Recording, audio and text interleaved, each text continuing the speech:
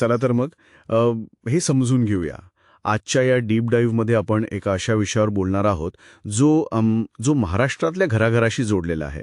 तो म्हणजे आपली लाडकी लाल परी आणि तिच्यात होणार एक एक खूप मोठा बदल. हो, नक्कीच. हा बदल खरंच खूप मोठा आहे. महाराष्ट्र राज्य मार्ग परिवहन महामंडळाचं परिपत्रक क्रमांक 03/2026 नुकतंच समोर आलंय.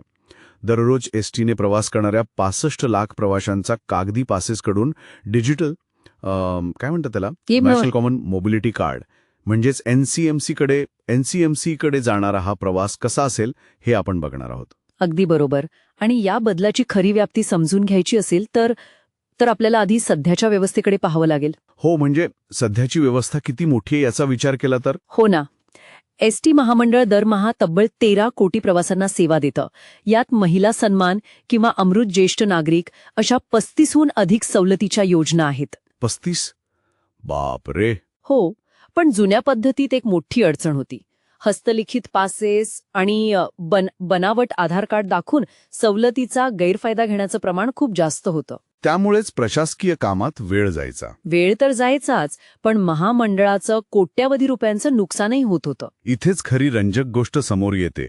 हे जे नवीन एनसीएमसी कार्ड आणले त्याची रचना खूप वेगळी आहे.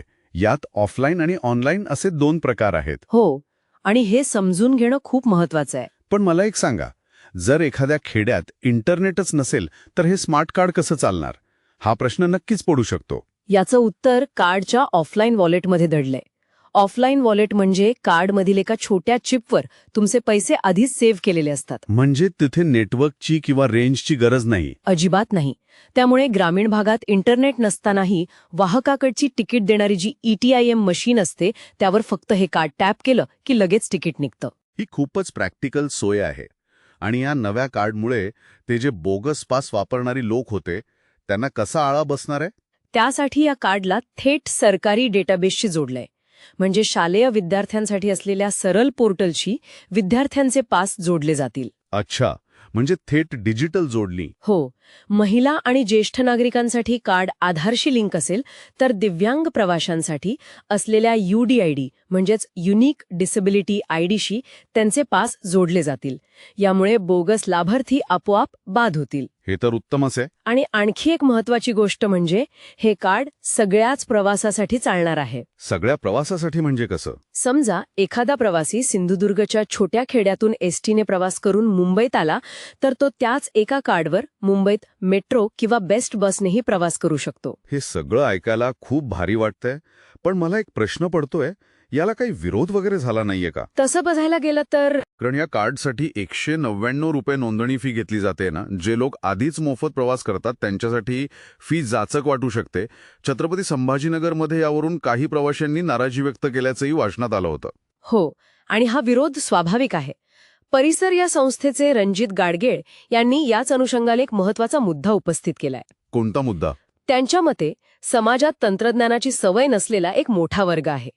केवळ डिजिटल प्रणाली समजत नाही किंवा ही शुल्क परवडत नाही म्हणून कुणालाही प्रवासापासून वंचित ठेवता कामा नये. हा एक खूपच महत्वाचा आणि संवेदनशील मुद्दा आहे. नक्कीच. पण दुसरीकडे जर आपण या संपूर्ण प्रकल्पाच्या आर्थिक आणि तांत्रिक व्याप्तीकडे पाहिलं तर आकडे थक्क करणारे आहेत. कसे काय? EBIX टेक्नॉलॉजीजला 140 कोटी रुपयांचं कंत्राट देण्यात आलंय आणि NSDL पेमेंट बँकेची यात मोठी भूमिका आहे. बापरे, 140 कोटी? हो. या प्रणालीतून वार्षिक सुमारे 2000 कोटी रुपयांचे डिजिटल व्यवहार होतील. आणि सर्वात महत्त्वाचं म्हणजे बस मार्गांचं नियोजन करण्यासाठी महामंडळाला प्रवाशांचा अतिशय अचूक डेटा मिळेल. तर या सगळ्याचा अर्थ काय? हा केवळ एक तांत्रिक बदल नाही, तर सार्वजनिक वाहतुकीतील पारदर्शकता आणि आर्थिक शिस्तीच्या दिशेने घेतलेली एक खूप मोठी झेप आहे. अगदी बरोबर. ज्यांना नवनवीन गोष्टी समजून घ्यायला आवडतात त्यांच्यासाठी हा एक उत्तम आहा मोमेंट आहे. कारण ग्रामीण भारताची जीवनवाहिनी असणारी आपली एसटी आता खऱ्या अर्थाने पूर्णपणे डिजिटल होत आहे. पण जाता जाता या सगळ्या विषयावर एका महत्वाच्या प्रश्नाचा विचार व्हायलाच हवा. कोणता प्रश्न? या नवीन प्रणालीमुळे प्रवाशांच्या प्रवासाच्या सवयींचा अचूक डेटा सरकारकडे जमा होणार आहे. हो, ते तर आहेच. जेव्हा गावाकडच्या एसटी पासून ते शहरातील मेट्रोपर्यंतचा आपला प्रत्येक प्रवास एकाच कार्डवर नोंदवला जाईल, तेव्हा या अफाट डेटाचा वापर नागरिकांच्या हालचाली ट्रॅक करण्यासाठी होऊ शकतो का? हा एक मोठा प्रश्नच आहे. आणि अशा सेंट्रलाइज सिस्टीममध्ये आपल्या प्रवासाच्या गोपनीयतेचं म्हणजेच प्रायव्हसीचं नक्की काय होईल? हा एक असा विचार आहे ज्यावर भविष्यात नक्कीच चर्चा व्हायला हवी.